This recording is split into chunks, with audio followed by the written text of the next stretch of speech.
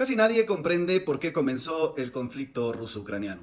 Y es que, por supuesto, la propaganda se ha encargado de desvirtuar toda la historia acontecida, no solamente de hace 2 años, sino la historia acontecida desde aquel famoso discurso de Putin en el 2007, desde aquel golpe de Estado promovido por la CIA y por los Estados Unidos en Kiev en el 2014. Desde aquel bombardeo ucraniano o aquella serie de bombardeos ucranianos sobre la región del Donbass, atacando ucranianos rusoparlantes, ucranianos que, por su propia formación idiosincrática, social y cultural, se sienten parte de Rusia y no parte de Ucrania.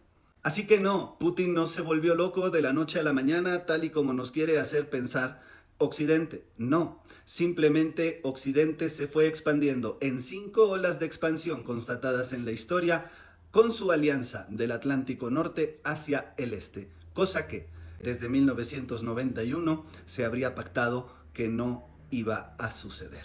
Y es que entender la historia en realidad es muy fácil. Potencias no solo hay una. Potencias hay muchas, militares y económicas en el día de hoy. Estados Unidos no mantiene una hegemonía total y la zona euroasiática y la zona de Medio Oriente le representan muchos problemas que hace años no le representaban. Así que lo único que hay que entender es que la OTAN hostiga diplomática y militarmente a Rusia desde la caída de la Unión Soviética y desde la formalización de esa caída en 1991. El culmen de este conflicto llega cuando, tras este golpe de Estado y tras la asunción de Zelensky como presidente de Ucrania, se comienza a barajar la opción de que Ucrania entre a la comunidad europea y sea parte de la OTAN.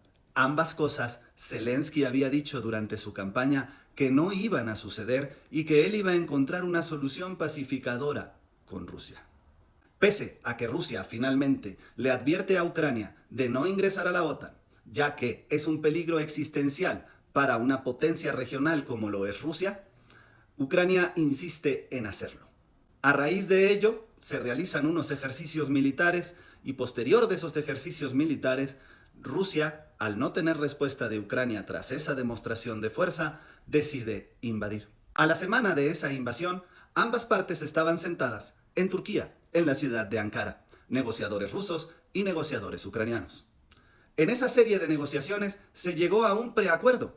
Este preacuerdo, que estaba a punto de ser firmado por Ucrania, establecía simplemente estas condiciones básicas.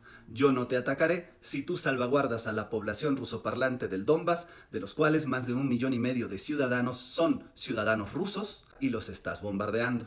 También le dijo, no te invadiré si tú te mantienes neutral. Puedes mantener negocios con quien quieras, pero no me pongas bases militares de mi enemigo en la frontera.